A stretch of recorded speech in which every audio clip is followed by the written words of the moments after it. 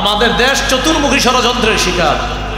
এর মধ্যে আবার নতুন করে আজকের যিনি প্রধান অতিথি মহতারাম শায়েখে চরমনায় হযরত মাওলানা মুফতি সৈয়দ মোহাম্মদ ফয়জুল করিম, ওনার ব্যাপারে কে নাকি মামলা করছে। মামলা কি? উনি বলছে শুধু কোরআন দিয়ে দেশ চলবে না, এটা বলছে উনি। মামলা করছে কারা জানেন? যারা শুধু কোরআন মানে হাদিস মানে না। কি বলছে? যারা শুধু কি মানে? কোরআন মানে হাদিস মানে না। তো শায়েখে চরমনায় ওনার কথা কিন্তু পুরাটা ছাড়া নাই, ভিডিওর পুরো বক্তব্য হলো এরকম যে শুধু কোরআন দিয়ে না, কোরআন দিয়ে হাদিস দিয়ে, এটা ছিল তার বক্তব্য। এটা তো আমাদেরও বক্তব্য, শুধু কোরআন না, কোরআন এবং হাদিস। শুধু হাদিসও না, শুধু কোরআনও না, কোরআন এবং হাদিস। যারা ছিদ্র অন্বেষণ করে, যারা ছিদ্রান্বেষণ করে, আলেমদের দোষ খোঁজে, ওরা কি করলো? শুধু কোরআন এতটুকু অংশ রাখছে, আর যে পরে বলছে হাদিস দিয়েও দেশ চালাতে হবে, এটা কাটছে। তাহলে আমার সাথে একটু বলেন, শুধু কোরআন না শুধু হাদিস না কোরআন হাদিস? যারা হাদিস অস্বীকার করে, এটা ওদের একটা ষড়যন্ত্র। এই দেশে ওরা মানুষকে হাদিস বিদ্বেষী বানাইতে চায়, আমরা এটা হতে দিব না ইনশাআল্লাহ। বলেন আমার সাথে, শুধু কোরআন না শুধু হাদিস না কোরআন হাদিস? এটা সবাই বলেন কেন? বলেন সবাই কেন? কেন উত্তর দিন। কোরআনের সূরা হজের ৭৭ নম্বর আয়াতে আছে ইরকাউ, রুকু করো, ওয়াসজুদু, সিজদা করো। কিন্তু কোরআনে নাই কিভাবে রুকু করবা আর কিভাবে সিজদা করবা, এটা আছে হাদিসে। কোরআনের সূরা বাকারার ৪১ নম্বর আয়াতে আছে আকিমুস সালাত, তোমরা নামাজ কায়েম করো। কিন্তু নামাজ কিভাবে কায়েম করব? ফজরের নামাজ ২ রাকাত, যোহরের নামাজ ৪ রাকাত, আসরের নামাজ ৪ রাকাত, মাগরিবের নামাজ ৩ রাকাত, এশার নামাজ ৪ রাকাত। এটা কোরআনে নাই। কোরআনে আছে নামাজ পড়ো, কিন্তু ৪ রাকাত যোহরের নামাজ, ৪ রাকাত আসরের নামাজ, ৩ রাকাত মাগরিবের নামাজ, ৪ রাকাত এশার নামাজ, ২ রাকাত ফজরের নামাজ। এটা কোরআনে না হাদিসে আছে? এখন আপনারা আমারে বলেন শুধু কোরআন না শুধু হাদিস না কোরআন হাদিস? কোরআন মানলে শুধু জানলাম নামাজ পড়ো, হাদিস মানলে জানলাম যে নামাজ পড়ার ব্যাখ্যাটা হাদিস থেকে জানলাম। কোরআনে আছে নামাজ পড়ো, কি আছে? আমি কিভাবে পড়ো এটা কই আছে? তাহলে শুধু কোরআন না শুধু হাদিস না কোরআন হাদিস?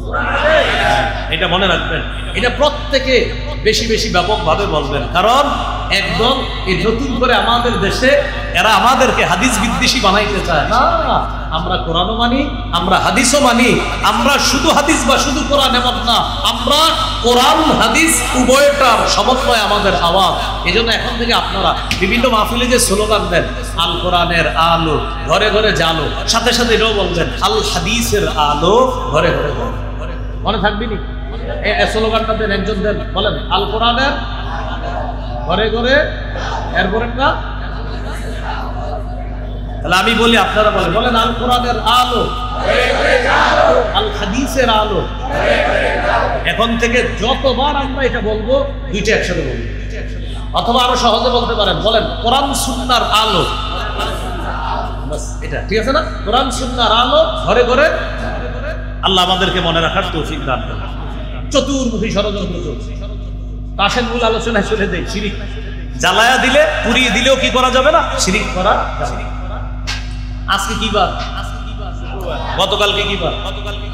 বলে না কি বার? আরে গতকালকে একজনে কই শনিবার। গতকালকে কি বার ছিল? সহিহ মুসলিমের ৬৪৪০ নম্বর হাদিস। এই হাদিসে আছে তু'রাদুল আ'মালু ইলাল্লাহ ফি কুল্লি ইয়াউমি খামিসিন ওয়া ইসনাইন। প্রত্যেক বৃহস্পতিবার আর সোমবার বান্দার আমলনামা আল্লাহর কাছে পেশ করা হয়। কিবারে কিবারে? প্রত্যেক বৃহস্পতিবার আর সোমবার।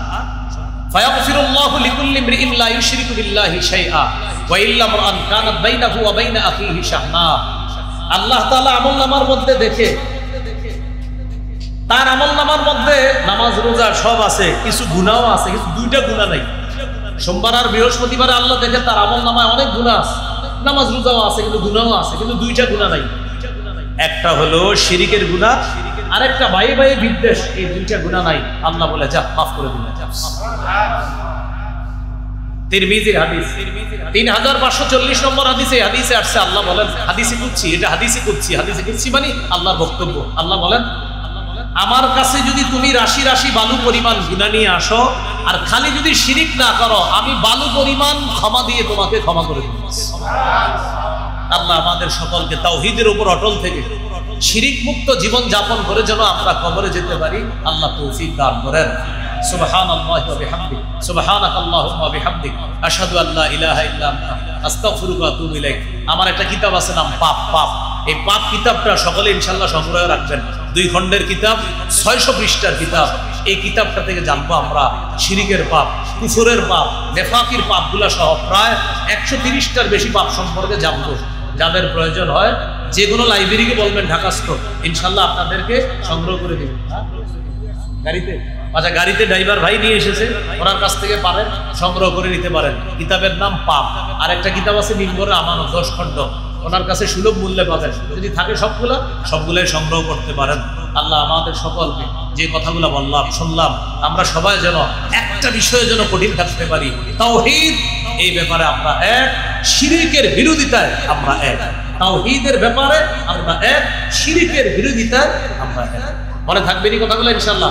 আর একটা গুরুত্বপূর্ণ কথা আবার বলছি, যারা অন্য ধর্ম পালন করে তাদের জানমালের নিরাপত্তা দিবে ইসলাম, এতটুকু ঠিক। কিন্তু তাদের শিরকি কাজের সমর্থন করবে না, শুভেচ্ছা জানাবো না। এই 2টা পার্থক্য আমরা মনে রাখবো। আল্লাহ আমাদের সকলকে কথাগুলো বোঝার তৌফিক দান করেন। আসসালামু আলাইকুম। Presents by Kuakata media centre. হক্কানি আলেমদের নিত্য নতুন ভিডিও পেতে আমাদের চ্যানেলটি সাবস্ক্রাইব করুন। কুয়াকাটা মিডিয়া সেন্টার, ইসলামিক বিনোদনের বিশ্বস্ত সঙ্গী।